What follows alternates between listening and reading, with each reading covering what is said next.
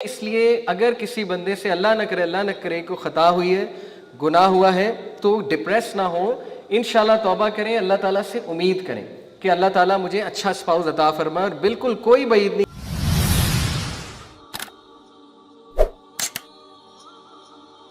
تو یہ بھی اللہ سے دعا کریں کہ اللہ مجھے حکمت دے، مجھے جو ہے وہ سلیکشن بائس سے بچا، اور مجھے فراست دے، مجھے وزڈم دے، تاکہ میں چیزوں کو اوپنلی دیکھ سکوں. اور اس کی بیسٹ دعا آپ کو پتہ ہے کون سی ہے؟ موسیٰ علیہ السلام نے دعا کی تھی، ربی اشرح لی صدری، کہ اللہ میرا سینہ کھول دے.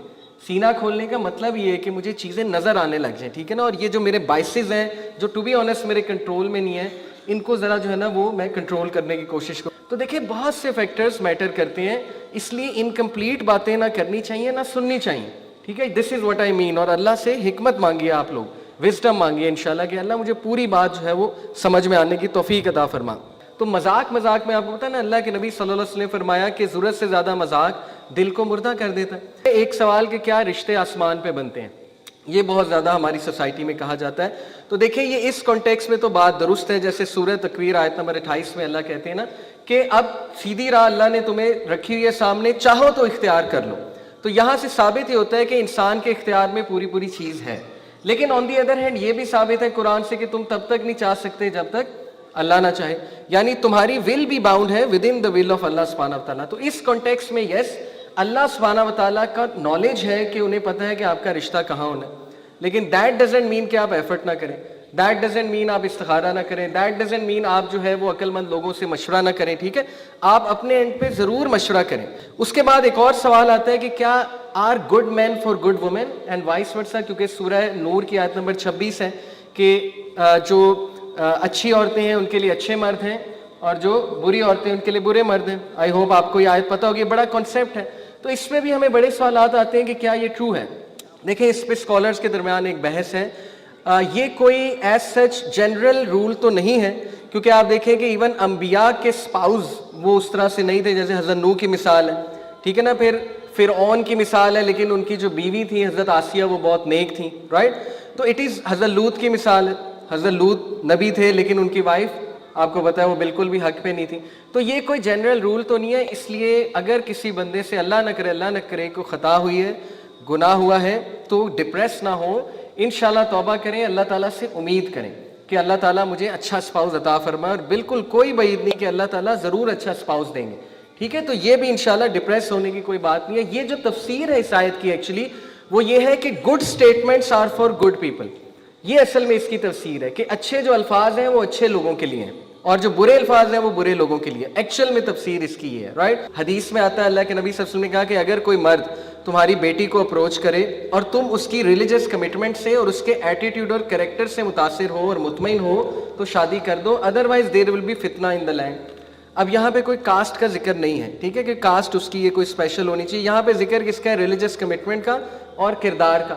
تو what exactly is religious commitment, what exactly is دین؟ دیکھیں اس میں سمپلسٹ آنسر یہ ہے کہ دین سے مراد ہے کہ اس میں خدا خوفی ہو، وہ اللہ رسول سے محبت کرنے والے ہو، وہ کم از کم اس چیز کے قائل ہوں کہ اسلام ہی سلوشن ہے تمام معاملات کا.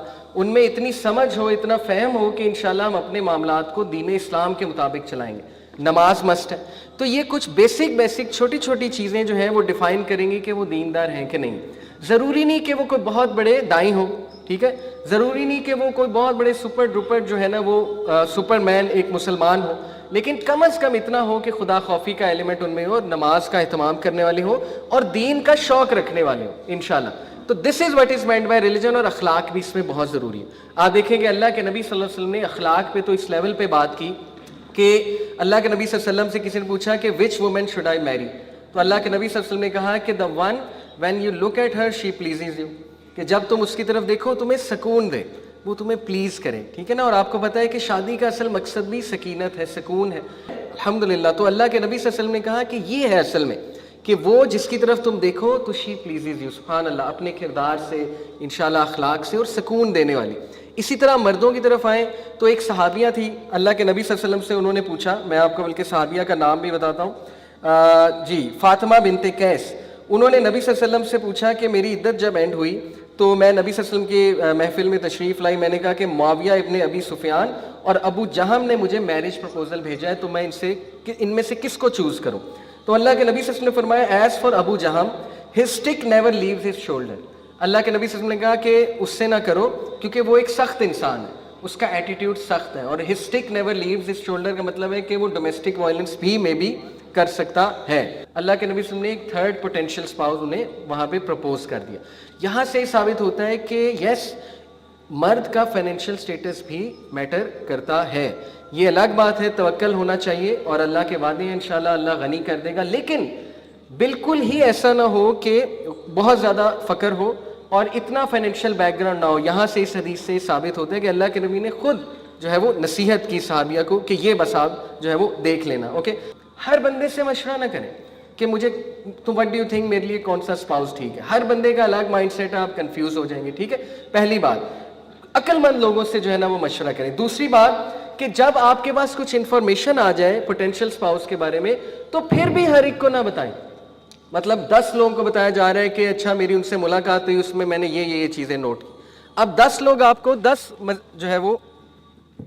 10 لوگ آپ کو 10 قسم کے مشورے دے رہے ہوں گے, 10 اوپینینز آ رہے ہوں گے آپ کے سامنے, وہ بھی کنفیوژن ہے.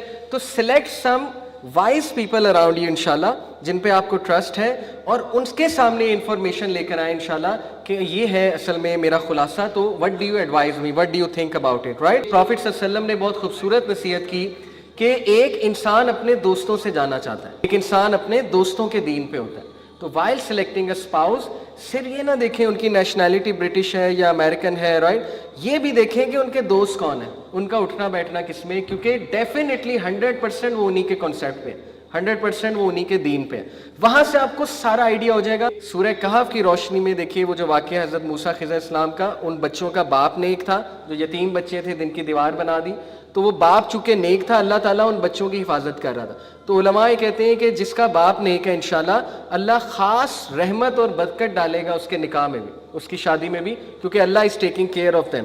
تو یہ جی انشاءاللہ کچھ موٹی موٹی چیزیں میں نے آپ کے سامنے رکھی. یو شوڈ سی کہ آپ اپنا نالج کہاں سے لے رہے ہیں, اپنی ایکسپیکٹیشنز کو ریئل رکھیں, وزڈم حاصل کریں, میچور بنیں, میچورٹی کی طرف آئیں, ان ریئل ایکسپیکٹیشن نہ رکھیں, لبرل ویلیوز سے بچ کے رہیں, ان جملوں سے بچ کے رہیں, اسلام کا مطالعہ کریں. ایسا نہ ہو کہ شادی کے بعد اسلام پتہ لگے تو آپ سے ہضم نہ ہو, آپ ڈائجسٹ نہ کر سکیں انشاءاللہ. تو پہلے ہی جان لیں کہ رولز اینڈ رسپانسبلٹیز کیا ہیں, اور اس کے بعد دین کیا ہے. میں نے آپ کو ایکسپلین کیا ہو از the one who is religious.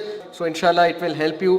میری دعائیں آپ لوگوں کے ساتھ ہیں کہ اللہ تعالیٰ آپ لوگوں کو بہت اچھے اسپاؤسز عطا فرمائے, اور وی نیڈ سچ کپلز انشاءاللہ, کیونکہ حالات امت کے ایسے ہیں کہ ہمیں بہت امپاورڈ ویژنری کپلز انشاءاللہ چاہیے. اپنا بہت خیال رکھیں. جزاکم اللہ خیر, والسلام علیکم ورحمۃ اللہ وبرکاتہ.